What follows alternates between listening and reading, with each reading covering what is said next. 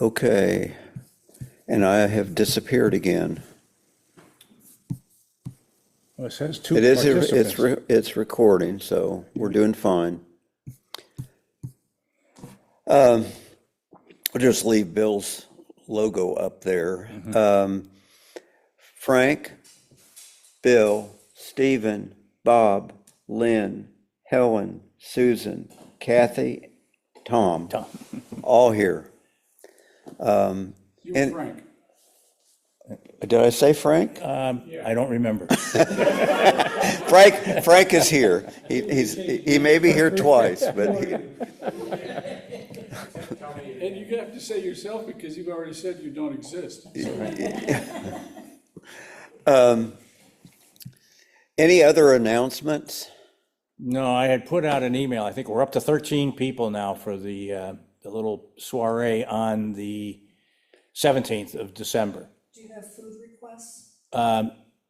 Yes, I have people that have indicated, and after this meeting, I'm going to send out the final list and say, here's what people are bringing. If you want to bring something else, pick something else and bring it. Okay, anything else? My brother went to a really great, what he thought was a terrific show in Danville, a photography show in Danville by a guy named Glenn Scarborough. He's an 85-year-old photographer who's been an amateur photographer for his whole life. And Bill said it's just beautiful watching his stuff from the 70s all the way through to when he finally lowered himself and started shooting with his phone and made these awesome photographs. So it's a retrospective. Yes, yeah. And where is it, It's in Danville? Danville, and I tried to press Bill on how he found out about it. The artist's name is Glenn Scarborough, and I looked at some of the stuff, and it's right up my alley. I just love the stuff that I was doing. So if anybody's up in Danville way, what is it, hour and a half? Is it? Yep. And a really nice facility, really beautiful looking gallery. I was Do you know how long it's up? No, I don't. Okay, I'll look for it.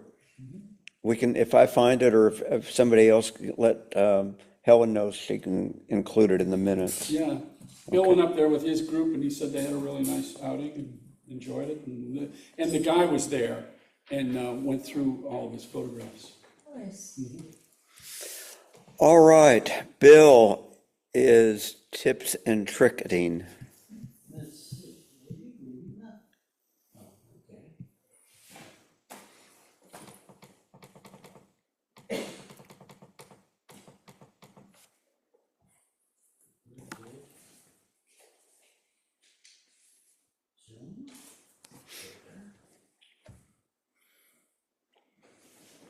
Here it comes.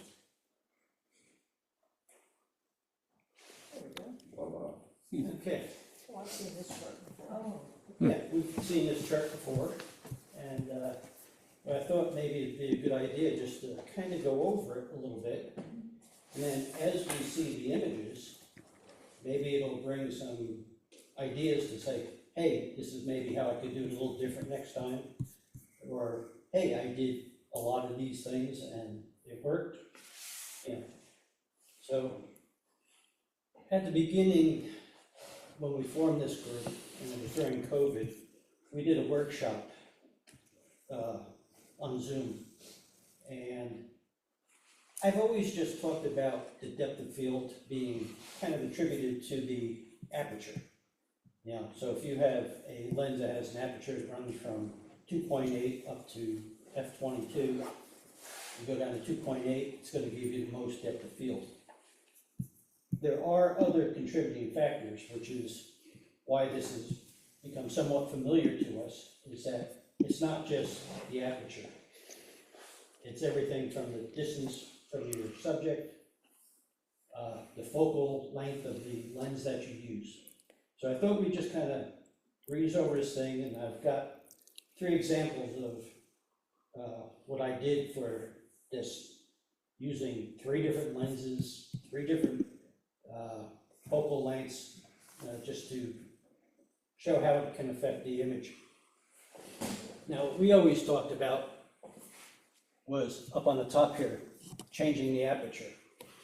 You know, you'd use, and the example here says, let's see, focused at 10 meters, so each one of your subjects is equally distant away. This first one is shooting at f2.8, 2.8. And this is what we've always talked about. The lower your f-stop, the less depth of field that you have. Then this example here is at f8. You can see that there's more room in front because the red depicts what will be in focus, or what they call acceptably in focus. And as you go to f8, you see that more room in front of it is going to be in focus, and you're focusing on that person. And then there's a lot more distance in the back that's going to be captured and be acceptably clear. And then the extreme over here is f22, which I don't recommend using f22 very much because it's closing the blades inside your lens so it causes something called diffraction. I'm sorry, trying to get rid of the, You trying to get rid of me? Bill?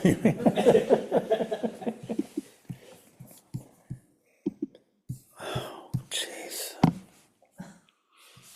I was trying to get rid of the floating, well, maybe this is it. Yeah, There you go. I was trying to get rid of the floating things at the bottom, but I can't do it until I get back to my screen. So, sorry, Bill. Okay. And then in this last example, everybody's the same distance away. It's shot at f22, and much more is in focus in the front and in the back. But once you get past probably f16 or so, you could be hurting your image a little bit because of this thing called diffraction. I generally don't shoot anything higher than f16. I try to stay f8 and f11. Now, changing the focus difference, focus distance. This is based on your subject being at different distances away from your camera. Closer you are to the subject, the less depth of field you'll capture. Wait. You're focusing on. Right. You're talking about the top one, right? Yep. So here we are, we're lens focus on the subject at 1 meter away. Each one of these is set at f8 and using a 70 millimeter lens.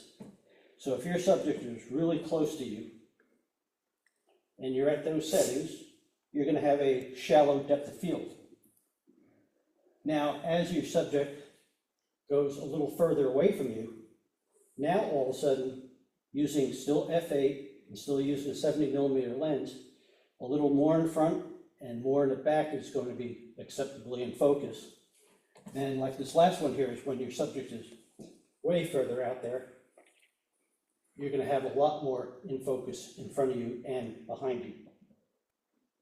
So not only f-stop, consider how close the person is to you. An example, you're doing a portrait of somebody and you're really close and there's a lot of space behind them. You're going to have your person really sharp and everything behind it is going to start falling off very quickly. Then changing the focal length, this is the 3 examples I'm going to have for you, is if you're wanting something to have a very thin depth of field and you get to the minimum focus distance, you get really close up to it, you can take that image, or what you can do, if you want to play around and maybe even have less depth of field, you can actually maybe move back a little bit. But if you have a, let's say 16 to 50 millimeter on crop sensors, and you've been shooting this at, say, 16 millimeter, and you're right up to it, you can back up a little bit and maybe go out to 35 millimeter or go out to 50 millimeter. And that creates this thing called compression. It separates the image that you're focusing on with the background. So not every shot has to be as close as possible. You know, you can move back a little bit, but if you use your lens and zoom out and take the same image, you can change the look of it. Now, to make things, of course, more complex here, a lens that, like I use, is f4 all the way through. So based on how far I zoom, it doesn't change the f-stop. But in smaller cameras or less expensive lenses, you might start off at 3.5, but as you zoom out, you could go out to 5.6 or 8, whatever the lens has. And the thing is, you know, once you get up to f8, now you're fighting this, is by using the f-stop. You're losing or you're gaining depth of field because you're using a higher f-stop.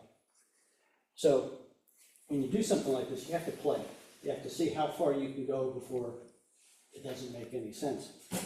But yeah, again, just keep in mind as we go through this, yeah, your f-stop is important. Lower the f-stop, the less depth of field. When you come down here, changing the focus distance. If you're closer, it's going to be less depth of field. It's going to be, your subject is further away, it's going to be more. And then based on the lens that you're using, your focal length could be 16 millimeters, could be 50 millimeters. Bill, what are the examples of the focal length at the bottom? The three different ones. Okay, this is 28 millimeters, this is 70, and then this one is 200. Oh, okay, thank you. So by using the 200 millimeters, you're compressing your background so it becomes less acceptably in focus. Those of you that have a mirrorless camera ought to be able to see that depth of field on your screen, should you not? Is that right? So I can't see it on mine, on my mirror camera, but I think you mentioned at one time, you will see it, what's in focus and what's out of focus through the mirrorless, right? Yeah. Yeah. Well, in old film days, there was a button you could The preview, depth of field. preview. Yeah, exactly, and it will lift the mirror so that you can see what it's done, but you can't see it as you change it. So Yeah. okay, examples. Okay, this one here, this was shot at using 50 millimeter, the nifty 50 they called it. And this one is so old, it was all manual. Which you can see how I focused on this part of the leaf. You can notice the background, how everything's faded out quite a bit. And the foreground. Yeah. Because keep in mind that when I was focusing on here, I'm focused on that leaf. 1/3 in front of it is in focus, 2/3 is in focus behind it. So you always tend to have a little more in focus behind your subject than in front of it. And you can see where even this is all out of focus here. So I've really used the f1.8 on this little 50 millimeter lens. And all these were taken pretty close to the same shutter speed and ISO and stuff like that. So it's just different times of day where you'll start seeing a little different coloring. Then, so that was a prime lens, 50 millimeter fixed. Yeah. Oh, interesting. Now this is I have the 24 to 120 f4 Nikon lens. Nice and sharp. And this is shot at 120 millimeters, just far enough back that I'm outside of the minimum focus distance. And you can see the background, maybe a little more detailed than the one before. Some of this area is just maybe a little sharper because the lens isn't really made for that, because I'm shooting at f4 instead of 1.8. Yeah, that's 3 f-stop difference. But yet, I focused on here and everything blurred out. Now, if I had gotten closer and used maybe the 24 or the 35 millimeter part of the lens, more of what's in front of this and what's in back of it would have been in focus. So by using that, the extensive end of it, it creates the maximum compression, which is what we'll kind of call shallow depth of field here. So what lens, what millimeter were you? 120.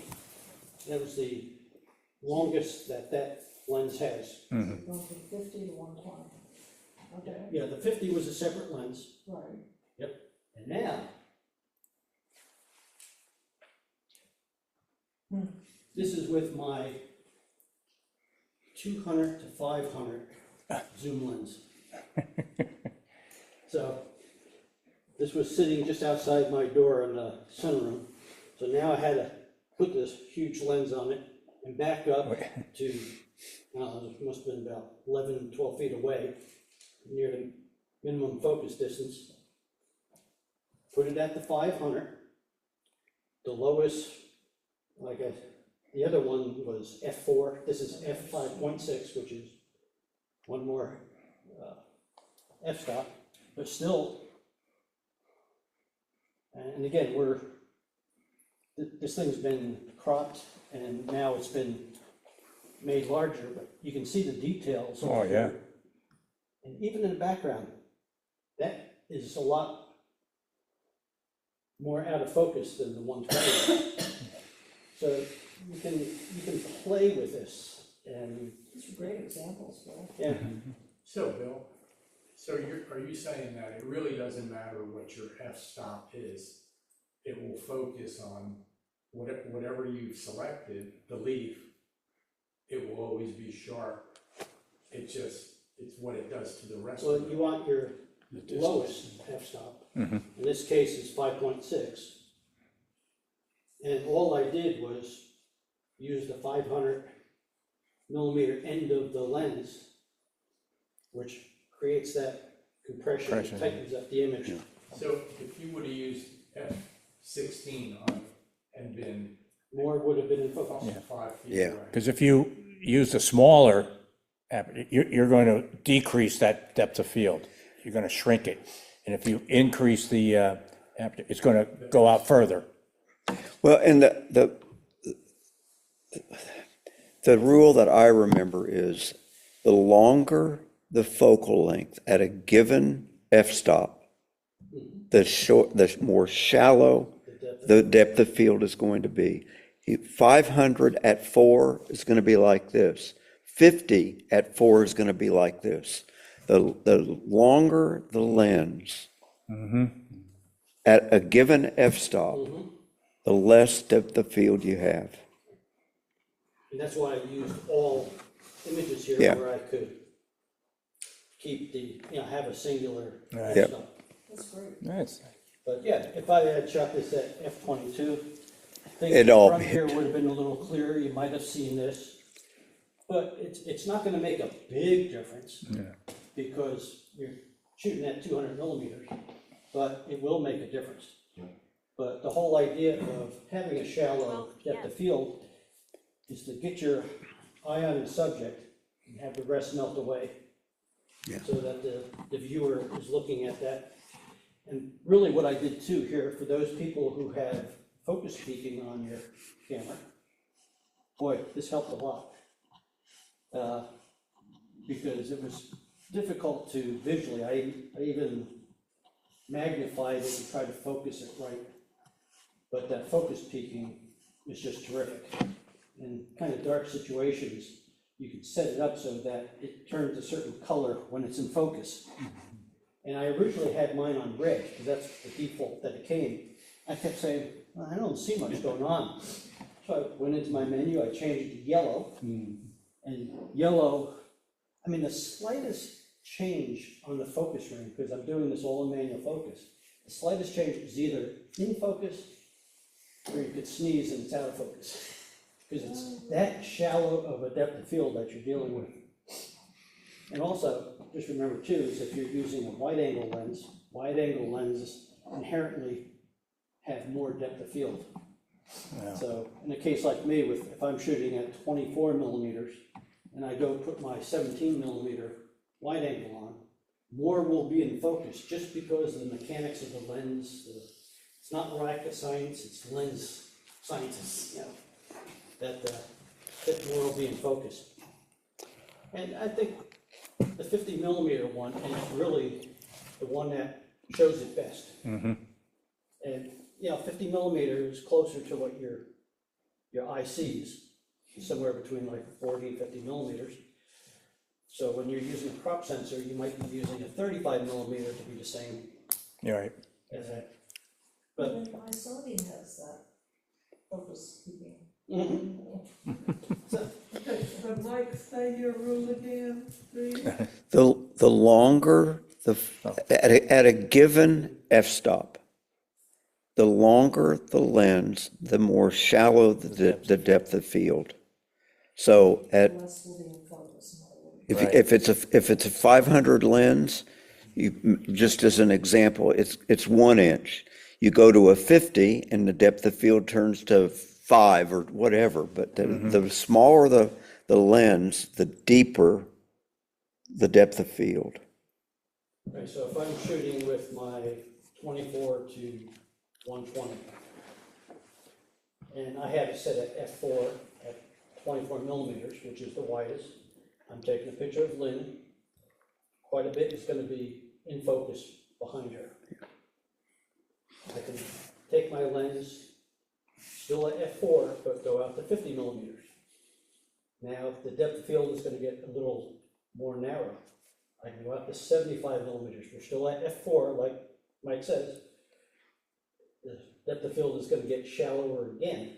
And then go to 120, well, that's as far as we can go. On that lens. Good examples. Yeah, okay. Great. Good points, Bill. And we're going to see some good examples of it in the photos.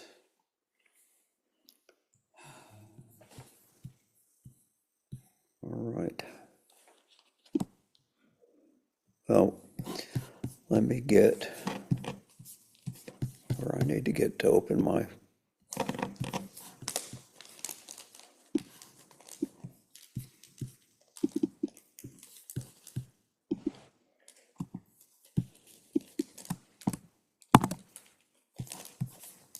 Wow.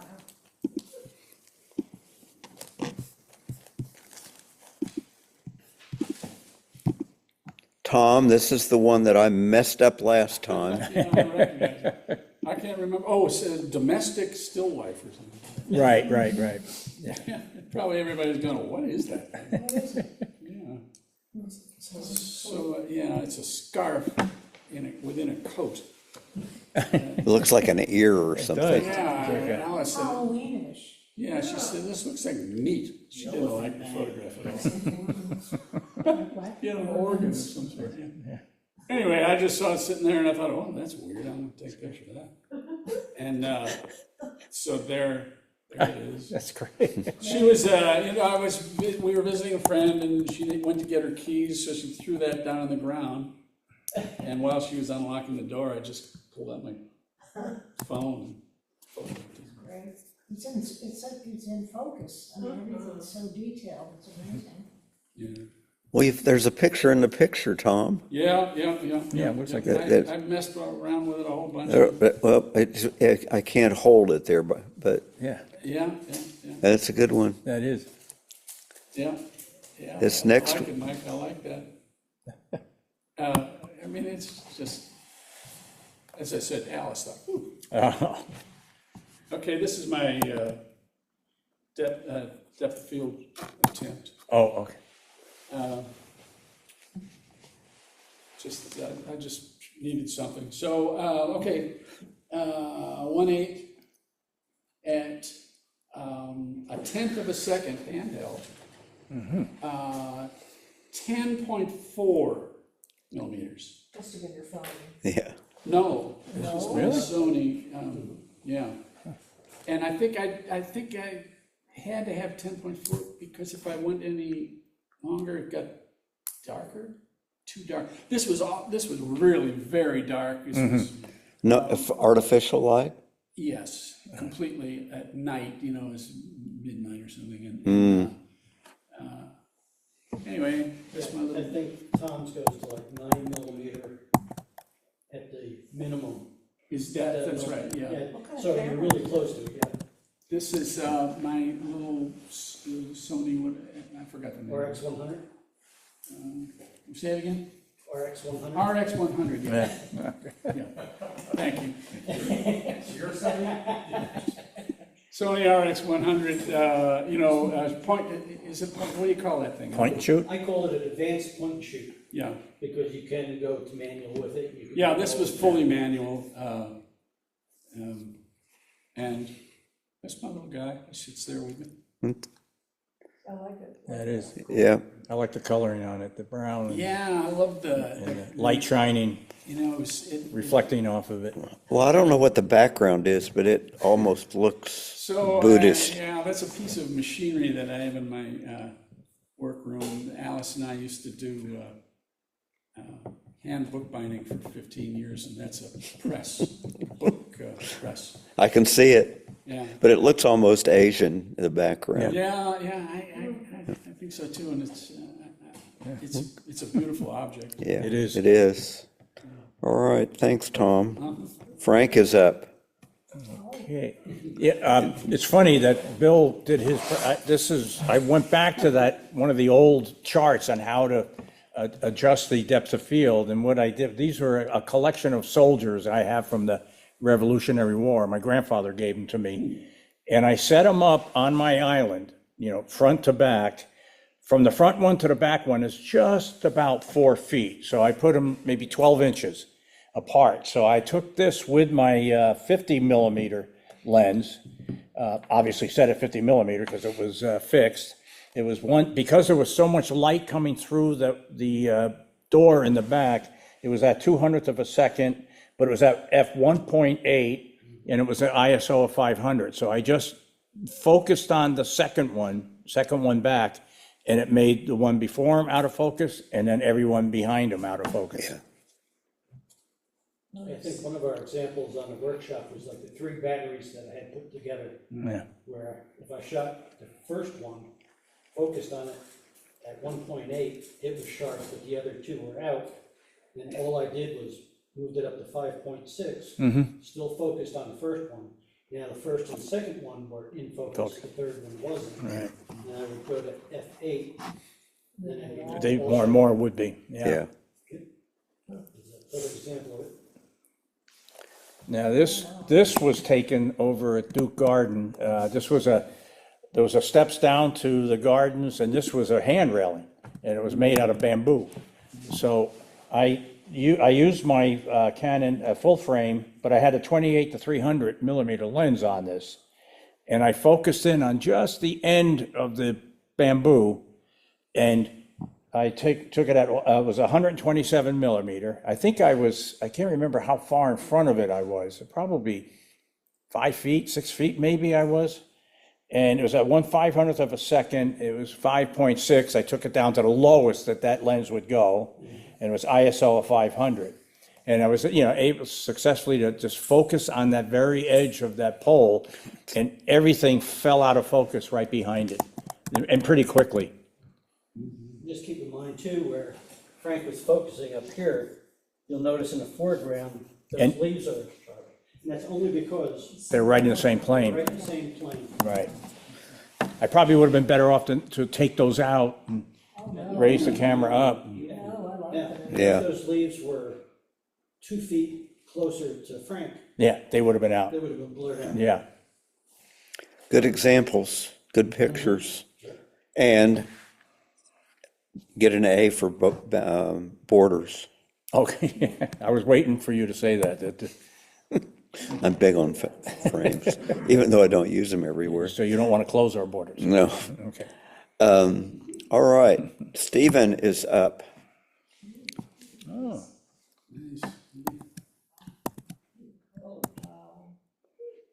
oh, wow, nice. Okay. This is done in Hari forest, and it's sourwood. What was nice was the leaves haven't changed very much for the most part, but the sourwoods have. So you had this, and you want kind of that to stand out, and the rest not to be too busy. So I was shooting a 24-400, is that what it was? Yep, Yeah. 28. 28-400, yeah, somewhere in there. And it was still too busy in the background, so when I go with the Lightroom, they have an easy way these days so you can, it picked out the sourwood as the subject. And then I can invert that, and then whenever I was going to change, was only going to affect the background. So I, dialed down the texture some, I dialed down the clarity to blur it out a bit, so that it wasn't as busy in the background.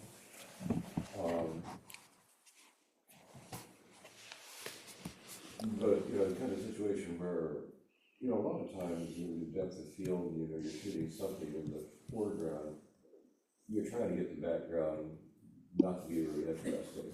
It's kind Right. of there. And luckily with some of the stuff they have in the programs now, it can be really easy to do, outside of your camera and post.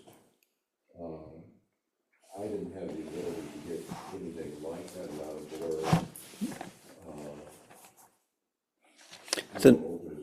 It's a nice, It was still, pretty distinct back there, so I came back and post and blurred it out some more.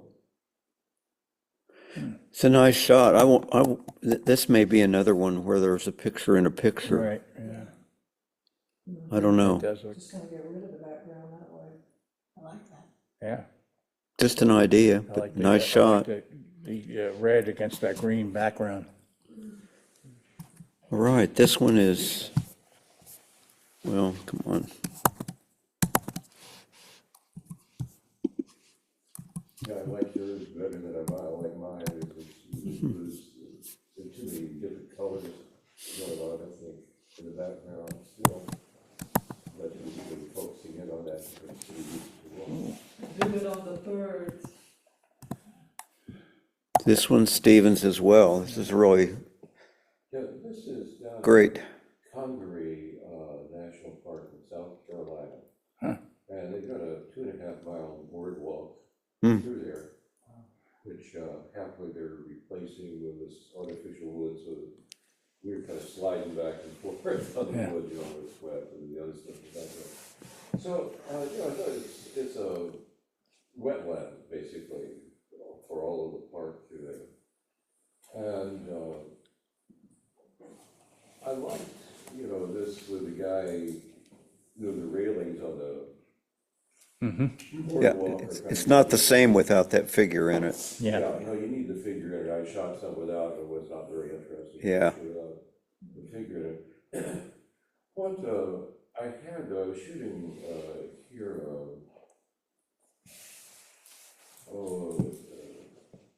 180, 600 millimeter lens, and I was shooting about 400 and f/16.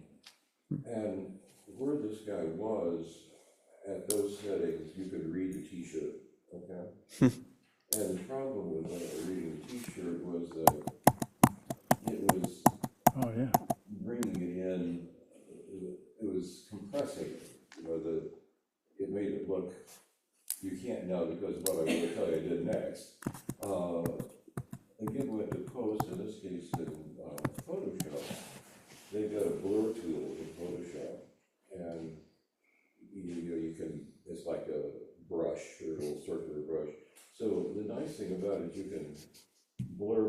part of your picture you want, instead of having to, like, in the first picture, I was looking either on the foreground or the background, and had to do the same thing to everything that was considered the background. Here, I wanted in the middle of this to make that look farther away. So by blurring it, it reduced the depth of field, but the effect of reducing the depth of field is it made the apparent depth deeper. Because, we can't see as far, things blurring, we interpret that as meaning it's farther away from us. So I thought it was kind of interesting, we had this channeling kind of effect that was giving distance to it. And then when I'm reading this guy's t-shirt, I'm like, this doesn't quite work. It's not, I'm wanting to show this as a kind of a faraway thing. I don't know, let me try blurring it a little bit. And I think it helped Yeah. to create that effect. Well, and the curve brings your eye in too, Yeah, not just the figure, but Right. yeah. good shot. Yeah. Yeah. Oh, Small shop. oh, no. This guy. Bob, This is Bob. So it takes a second to realize this is the head of a cow. You think, what is this? So I shot it at f/4.5, ISO 100 at 65 millimeters. And I think what it doesn't do, it doesn't show a whole lot of blur. So it shows some blur in the background, but not a ton of it. But it was apparent naturally. well, Lynn got a medal at Silver Arts with a shot that's very similar to this one. Really? Yeah, Okay. Lynn. Yes. Anyway,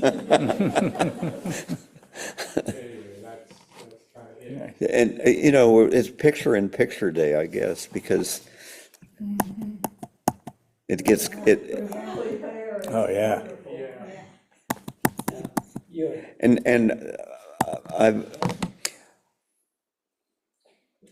this shot was sharper than it is here, when. Yeah, it's on the- your screen. It's, this looks like it was attached, not attached, but shared, because that's a small file. Yeah, Because it if is, you just started making it a little bigger, you could see the pixelation. yeah, That. but it was sharper in the original. right. If you attach the image to the email, it'll be the full size. This too is Bob's. Yeah. This one is sharp throughout, where it needs to be. Jordan Lake, another 4.5 f-stop, 85 millimeters, and 1/250th of a second, ISO 100, and just a little bit blurry around the sign, but I thought the sign came out fairly well. Oh, yeah, that's what needs to be sharp. Yeah. Right. These are the things you can play with, because you shot it at 4.5. That was the lens that goes to 85, Yes. so it starts off at 3.5. No, 4.5. Oh, was- 4.5. That starts there, all right. Yeah, Yeah, so you got the most out of it you could. yeah. Yeah. Yeah. Good. Shows it works. You know, in this whole thing, I gotta say this one more thing. I took so many shots, Jordan Lake, and I was not happy with Yeah. almost all of them. And in the scope of doing things, I went to one side, I went to Seaforth, I went on the other side. You I worked. lost my wedding ring, the whole thing. Oh, Oh, you're kidding. Yeah, it was a cold day, it Oh. slipped off. It Oh. was, It's gone. it's gone, yeah. Oh, no. So it was, this Well, was a shot I'll remember. yeah. Yeah, it's a sponsor. Sorry you had to pay that price, Bob. But glad you're back with Yeah. us. I was putting on back too. All right, Susan. Mine used to slip off all the time. This is just walking up my driveway, and it's f5.6, 1/100th of a second, ISO 1600 at 55 millimeter. And I guess what I kind of liked about this was that, looking at all the different leaves and stuff, and I like how the holly leaves really are prickly. And And so I don't know, it kind of intrigued me, and so Yeah. I just took a picture of. Well, and composition's a big part of this. I mean, the third's on the holly and whatever that is on the right side on the other third. Nice shot. It is. Now that 55 millimeter, is that the long end of your, Yeah, it's, yeah, 18 the to- pit ends, right, right. And then this was another, walking down the driveway, this was just, I just kind of like capturing autumn stuff. And this one also is at 5.6, 1/50th of a second, ISO 500. This one was 31 millimeters, and actually it was also exposure compensation of -6.7, because when I was taking it, I wasn't liking the lighting, so I just kind of messed with that. Well, this one's a really good example of depth of field because you get anything past the edge of the leaf and it's fuzzy. Yeah. So it's really, really The green shallow. leaf behind it Yeah. is out of I focus. love that you saw that particular leaf. Yeah. Yeah, I was looking at them. Yeah. Almost looks like a butterfly. The photograph you didn't see was, A there was a camouflage. leaf that had a little like worm had crawled on it, but it wasn't, I took 20, 30 Yeah. pictures of it, but it didn't look that interesting once. Yeah, so there's 100 billion trillion leaves out there, and you found that one. Yeah. It's big. Yeah, based on that chart, could have shot that at 55, and background would have been just a little blurrier, but again, when you make these kind of decisions, it's what you want to show Yeah. people. And, you know, the fact to try to get as close as possible, you know, your minimum focusing distance too can help with the depth of field. Again, this is all personal taste. yeah, sure. Yeah. That's how you can affect it differently. But you made that one a star. Yeah, right. Okay, Oh, yeah. Now, this one's creepy. this is the third one, this is the mystery picture. So when I'm walking up the driveway, I see stuff and I'm like, I have no idea what this is. It's the inside of a tree. So something has built A little I guess, a nest. Yeah. I don't know, but anyway, I just figured I'd share it with you. Sawdust in there. I know, but I mean, it's inside this tree, I It don't is know. wild. It's like a But- mystery, I can't give you an answer other than to say that. Look, this is really, I mean, I like this picture too because it is totally sharp, even blown up a whole bunch. Anyway, that's just me. What kind of tree is it? Ash, I'll bet. What was the focal length and the f-stop on that? Okay, so here, again, it was f 5.6, 1/60th of a second, 40 millimeters. And then ISO 12,800. Wow. Wow, that's high. Good group, Susan. You reckon that's an ash borer? Yes. Yes. Oh, okay, so, I mean, it's killed the tree, or done, it's killing the tree. Ashes, say goodbye to an ash tree. Well, again, good set, Susan. Kathy, Nice.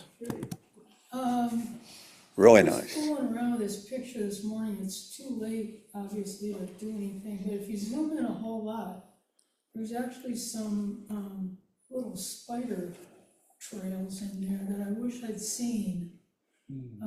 Anyway, Abelia, my house, It's really nice. That is. Very nice. You got this, I wanted to focus on that one front on the mid-range there, slightly to the upper left, that was my center focus. So the diagonal lines are nice. Yeah. I love how the sharp part, yeah, circles up. Yep, me too, Bill. Exactly, yeah. Yeah. Nice. We'll go in and get that spider.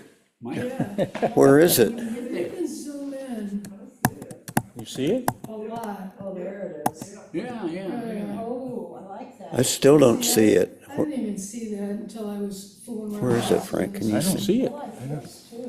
Yeah, I like that better. Yeah. Okay, yes, and you can see it down below too. Exactly. Oh, okay. Yeah, I like that. I was looking for a leggy thing rather than, Lady spider or something. no, a leggy, A leg- as a in, Lego. I heard the same thing as you did. all right. This is Kathy's too. Oh, yeah. Oh, the face, wow. Oh, I didn't even see that at first. Oh, I didn't see it either. Oh, yeah. Wow. Oh, you can see nose, eyes, and mouth. Yep. And a little, and it's wearing a toupee that's floating off. I'm sorry, punched her. I messed around a lot with the collar, ended up with this. The photo in the background is actually a very lovely photo of my niece when she was about 17. And it was interesting what the reflection did to her. So that looks just like a regular picture. Yes. Just a reflection. Yeah. Wow. And my dad was a pharmacist, so this is Ah. hydrochloric acid bottle from way Yep. back in Old, his old. early days as a pharmacist. Look at the- Wow. Looks like acid might have had something to do with that. Exactly. It's a really interesting photo for that reason, I think. Somebody had to say it. I was curious what people thought of this. The original photo is very warm colors. And I wanted to bring out the shine on the upper part of the bottle, so just kept messing around with it and ended up with that. I particularly like the lines, the line of the table, the line of Uh-huh. the picture, which is not quite straight. Yeah. And then the rounded Mirror. framed picture above, which is not dead center, and then the lines of the bottle. That is a composition on that, that's excellent. Well, thank you. I'm still struck by the story here, of this bottle of acid and this kind of distorted face, you know, there. I was thinking, well, is that suspended in the acid? Is it, you know? No, Yeah. I'm sorry, what? I was trying to do, was there a photo suspended in the acid? No, It's the reflection, it's really interesting. Yeah. Yeah. It's sort of trying to think, what the hell is it going on with that? Yeah. It takes away from, I'm looking at the photograph, I'm looking at the story, I'm Oh, trying to yeah. figure out what it's about.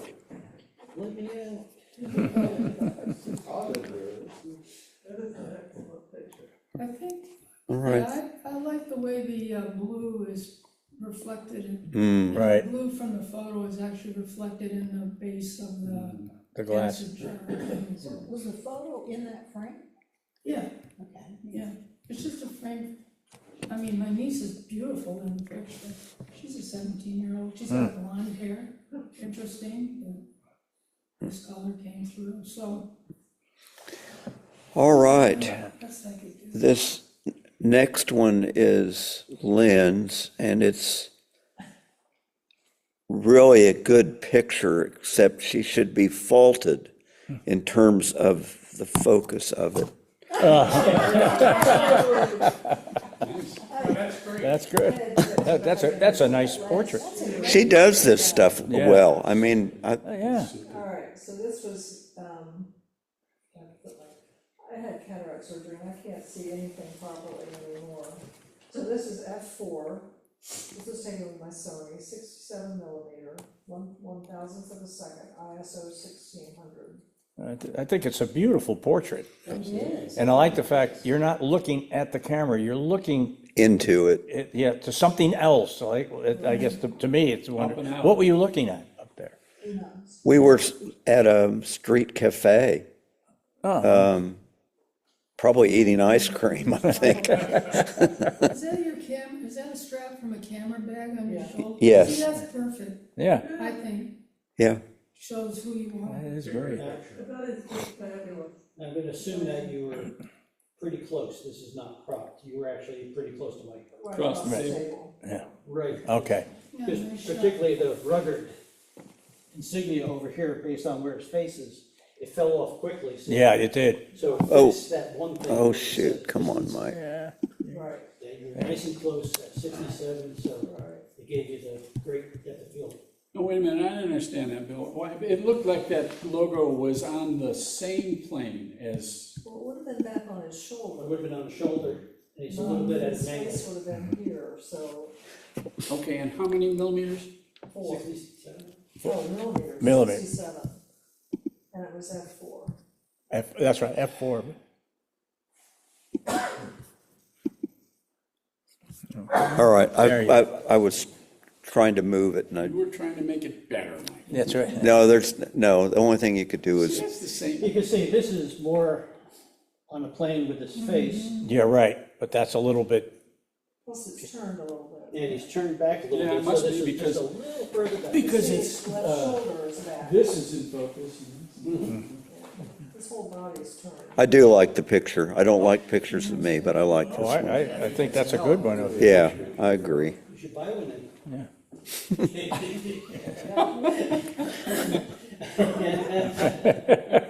All right, That was a hard picture to meter because the background looks like it's very bright and yet you got him perfectly exposed.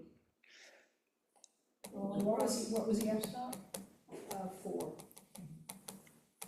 So I processed it in Lightroom, so, probably dial down the highlights and whatever. all right, enough of that. So this day was terrible for me because I arrived at the place, this was in Glacier National Park, and I arrived early in the morning, we were going for sunrise. Had my camera gear, I'm so, primed for the day. My camera battery was in the charger in the hotel room. Oh, no. All I had was my phone. I thought, well, Oh.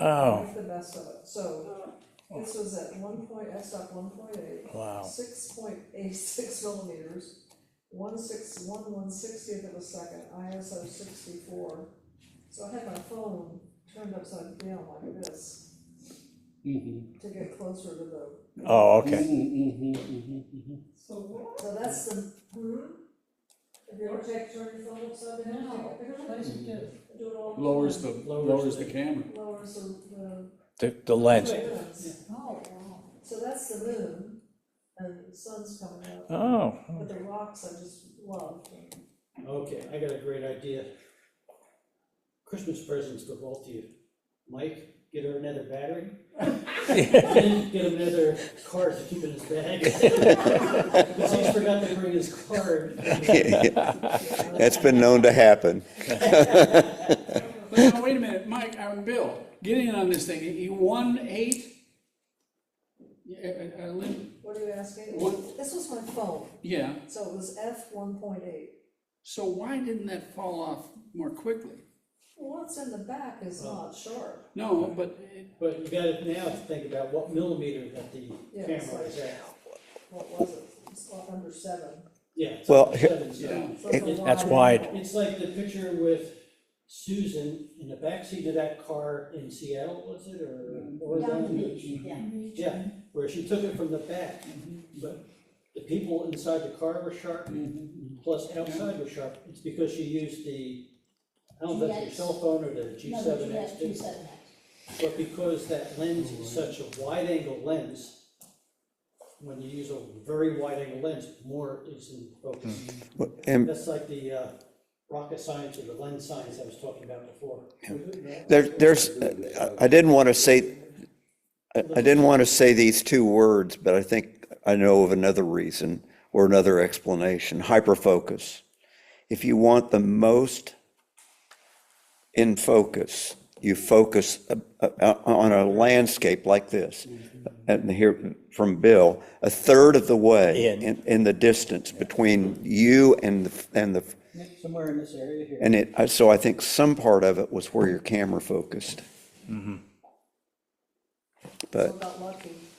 well, this, yeah, so if she had tapped on their phone and focused here, it would have dropped off a whole lot quicker. oh, yeah, yeah. It was focused about And the hyperfocus is something that just goes over my head, but that's what it basically is, third of the way.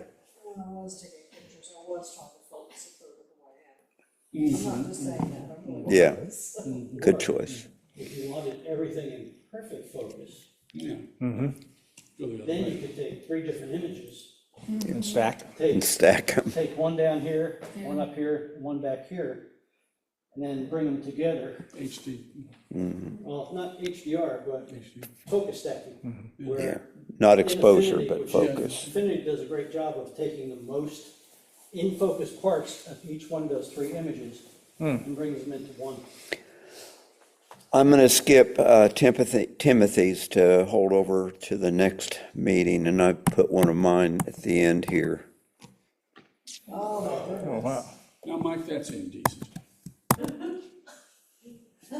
Well, this was my D300, so this is a fairly old one.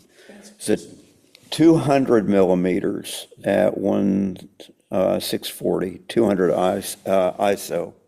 But if you think about how big that carcass and that locus is, cicada, whatever it was, it may be an inch high, maybe a little bit higher.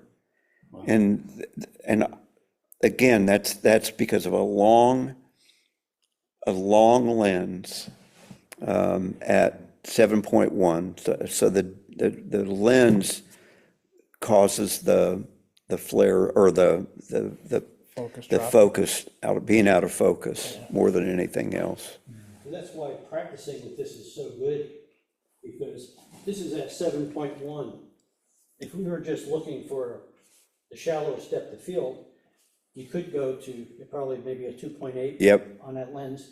But then all of a sudden, wherever you focus here, parts of the body might then fall off, and it might not be what you want. So it's digital. Take a couple different images, don't be shy about Mike, how far away would you have been standing?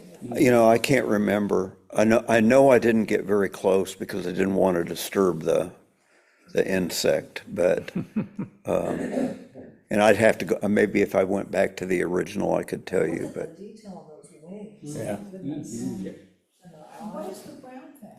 Is that- that's his shell that he came out of it. Oh, that's a shell. Yeah, he was just, I think, I think I titled this one, "I Finally Came Out of My Shell."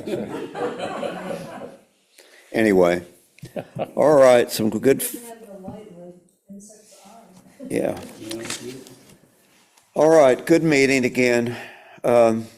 Next meeting is the 3rd of December. Right. Bon voyage.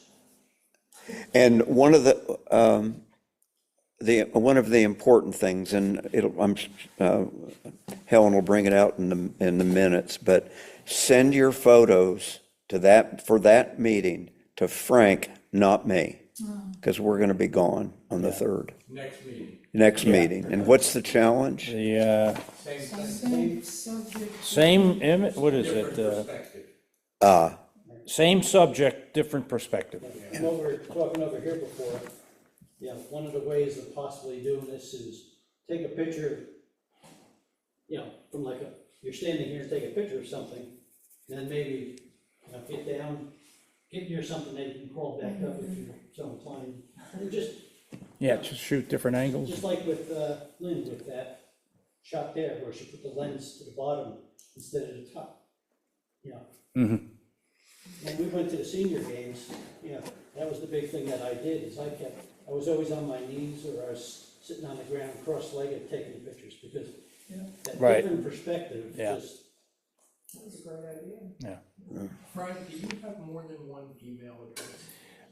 Well, maybe to make it simple, send it to the Chatham InFocus at gmail.com. Then that way, if it comes to my regular one, it might get lost. This way I can capture them easier. Huh? So can I say something I else? was doing the same thing. Yeah. Go ahead. Taking different shots of the same. The idea, That's beautiful. it would be fun, but we don't all know too much about each other, except for like get pictures. I think it'd be if we could take turns just talking a little bit about what you did in your professional life or. We can make up stories. Sure. I would love, I mean, mine's really Make boring, up but I know a lot of people are really interested Make in up it. stories. For next time, Mike, Change could I create the Zoom with this account here to send out the email to everybody? Or should I just do it with my own? Let me give you all, hang on, just to get hang on in. 1 second. All right, I can't hear anything, so we're gonna close this out and see you again soon.